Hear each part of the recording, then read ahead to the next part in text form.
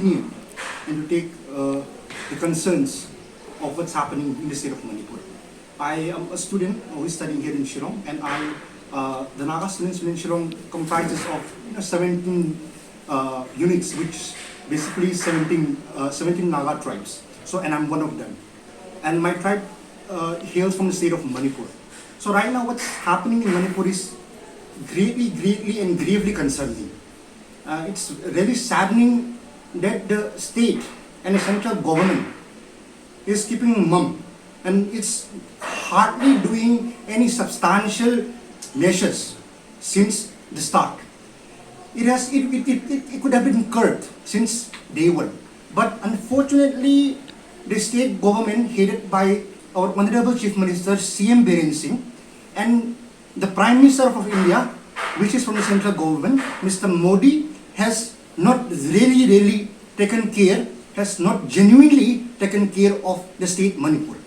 And the example, the fresh example is what has been happening for the past 70 odd days.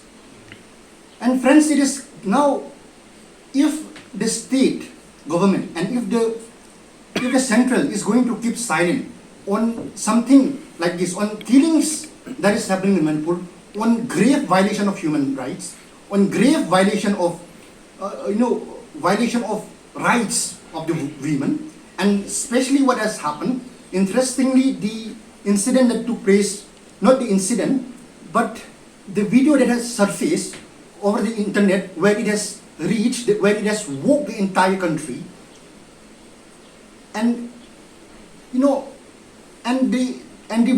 the sheer silence of the government of India is more unfortunate. And we don't only condemn the actions that is taking place in the state of Manipur, but we condemn the silence of the government. And then we put the sole responsibility, the entire responsibility, to the state government and to the central government. Now, taking this opportunity, we would also like to urge all the communities involved, be it Cookies or the Meiteis. We would like to request them to kindly cease, because ultimately what matters is our relationship and the way forward. Now, if we don't much, see, hundreds have lost their life, more than 50,000 are displaced. Now the economy is going down, the entire state, the educational sector is collapsing.